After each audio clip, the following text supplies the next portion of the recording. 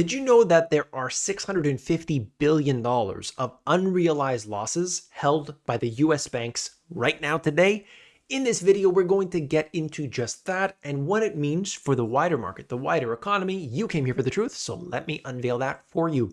All of this information brought to you by Jerome Powell. Jerome Powell was interrupted by some climate protesters. They were yelling and screaming. He's trying to get his speech on, and he said, "Close the effing door." He dropped an F-bomb, and I thought that would be a great way to start this video because this is what it's all about. The disruptions. That's right. Well, here we go.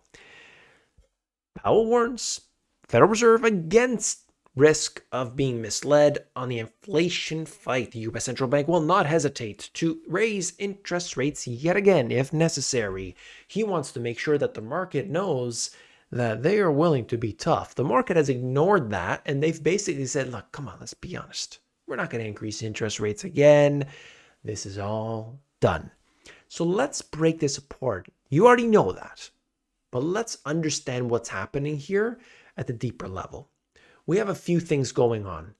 Interest rates are at 5.25% to 5.5%. We haven't been at this level for a while.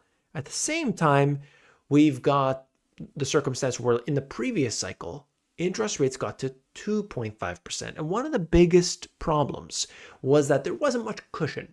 2.5, they brought it down to 0. We ran out. What are we going to do? Now we got to print money. Now we got to create all these, weird schemes. That's what they did. Okay. So this time around, however, what they have is a bigger cushion. That means we could see a lot of liquidity. They could see a lot of essentially inflation as a result of that more cushion this time around. They got more to play with, and they will do so. They were going to go all the way. At the same time, there's a problem inside of the banking sector today, and it was exposed just recently. I'm going to break that down in a whole video. You're going to get that, but we're going to get a little tidbit. In today's video, I want to bring you some more information. How's that sound? All right. Fed officials say the full impact of past rate hikes is yet to come. This is absolutely true. You will see time and time again where we're being told one thing or another, but let's be honest, they make a change and you're not going to go and suddenly reverse course on something that you've done just because they increase interest rates by 0.25%. I'm going to sell my house today. They increased by 0.25%. No. Things take time. The real estate market operates much slower than the stock market, which operates slower than the cryptocurrency market, and so on. So you know right now that we're generally tight, but let's be honest here. The market has already looked beyond any potential, what's coming in this previous, last, let's say, year or a year and a half. They're done with that. Okay, we're done with that. The market is going up. Now we're getting some euphoria. We're starting to see that a bit in the markets, and that is, of course, a concern. But does that mean that we will have a devastating blow in the next little while here? What's the catalyst? Well, there's something in the bond market that we need to know. Black Swan fund manager says start worrying when the Fed cuts rates. That's when things are going to get really awful. He says the Fed will have a hard time with quantitative tightening. So this is interesting. Okay, you hear this a lot. I know that you see those YouTube videos that come up in the suggested that you are watching likely, and you're hearing about a opportunity of a lifetime where real estate prices are going to crash by 50% or more, and you'll be able to scoop them up because you're going to have the knowledge and you'll be able to get in there and you're going to buy things for real cheap, right? Because everything for you is going to be totally the same and you're just going to be totally fine. You're just going to get your cash and you're going to invest and everything's going to be A-okay, right? Wrong. What is happening right here is a very different circumstance than what we saw in 2008. And those who are fully educated on the subject know that. We know this to be the case. It is not like 2008. It is not like 2000. It's not like any previous experience. What we're dealing with now is different, but in some ways, of course, the same because it is part of a cycle.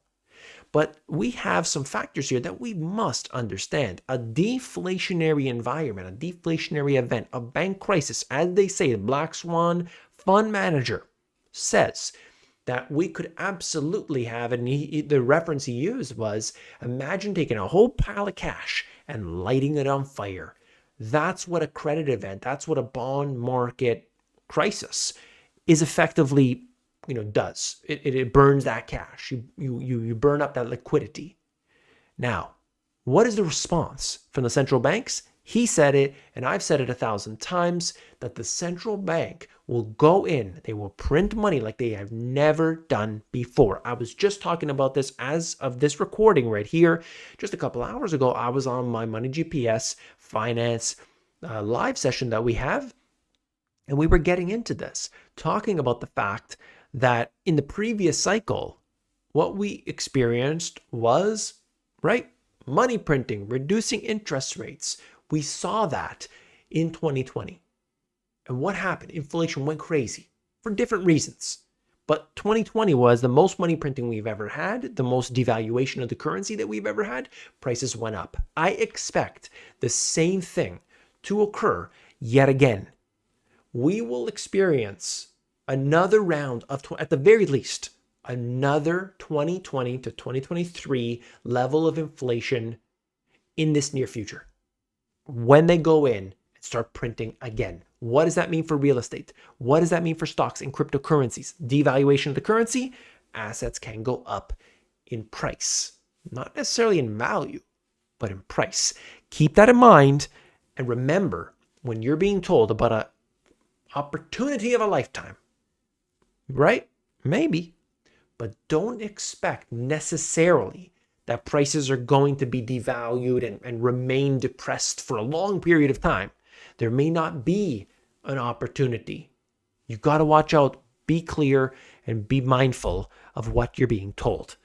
A bond market crash right now, leaving big banks with $650 billion of unrealized losses as the ghost of SVB continues to haunt Wall Street. I've been talking about this since March of 2023, saying it's not over, it's not over. We just had another small bank fail last week, I think it was. This is, of course, a problem because you increase interest rates. They had a problem before. They were buying up stuff that is now of much less value. I mean, it's like 1/3 the value in some cases. Imagine that. These banks are holding on to these assets that have 1/3 the value that they did previously. Of course, that's a crisis. $650 billion of losses, that hasn't come up. That hasn't been priced into the market. Not at all. And so, of course, there is an issue. We got to understand that we want to be far and away from all that. Far away from this. And it brings me to this. I'm glad you stuck with me because we're about to understand, if you haven't already, there's some problems right now in the bond market. Let's be honest. U.S. Treasury Liquidity Index. Okay. So when you go down to the bottom, that's when we're liquid, and when we go higher up, that is less liquid. We need liquidity. We need currency. So that's what we need. But at this time, we have become less liquid. Less liquid inside of the treasury market poses a very big problem for the U.S. government. The U.S. government wants to spend a lot of money. You know that. I've been talking about that a lot. I will highlight that completely, entirely in a video that should go live on Monday, okay? Because you're going to get the series video tomorrow. Understand that where we are at is truly unique. It is an anomaly. So what's happening? The government says, we are going to spend a lot of money. We got infrastructure projects. We want to do this. We got to finance that with debt. We package up that debt into a bond, and then investors buy it up. There's just one problem, though. I warned about this before. Hope you're aware. I said the issue here is that what if there's not enough buyers for that debt? Well, you have to increase the interest rate on it. So there might not be a buyer at 5%, but 5.1 there might be a buyer at 5.5, at 6%, and so on. But that means the government has to pay it back someday. And if they can't find a buyer for that, who is the buyer of last resort? Of course, that is the Federal Reserve. You then monetize the debt. This is the big issue. I'll talk about that in this video that will go live on Monday. Please tune in, subscribe, hit that thumbs up so that this is likely to come up in your feed, okay? Know that the crisis is definitely still unfolding. The Fed overestimated inflation and went too far with their rate hikes. That's right. Well, he actually created the inverted yield curve. You hear about that all the time, yield curve inversion. Well, this guy said, well, no, they went too far. Well, we'll see. I think that they say this every time. Oh, you know what? Well, we didn't know this. They were buying up mortgage-backed securities when the price of housing was going up by 50%. This is unbelievable. Some places housing went up by 100%, and they are supporting the housing market by buying mortgage-backed securities. When people start getting this through their head, that they're not there to help you out, to increase liquidity. The Federal Reserve is there to create a divide in between the rich and the poor. That's it. That's why they exist. And I am here to tell you not what you would love to hear, but tell you the stuff that sometimes it stings. You tell me what you'd rather hear. Put it in the comments. I'm willing to read that, and we could all be honest with each other. Warren Buffett, Berkshire Hathaway, sits on a record of $157 billion in cash. Of course, this is cash equivalent. So he would rather make 5% on his money instead of investing more money into Apple. What does that tell you? He could buy $157 billion of Apple stock right now. He could buy most of the choose one of the biggest companies in the world. He could buy it with cash, but instead, he's just keeping it in cash. What does that tell you about value? What does it tell you today? This is from Seeking Alpha, the premium version. I would advise going to the premium for this type of stuff, certainly. But the mega cap stocks have driven the gains in the broader market this year, and now Bank of America is wondering who is left to buy them. Look at it. Microsoft is held by more than 90% of funds. Apple and Amazon by more than 70%. So this is what happens. They are so narrow in their investment. This is what happens. All these funds.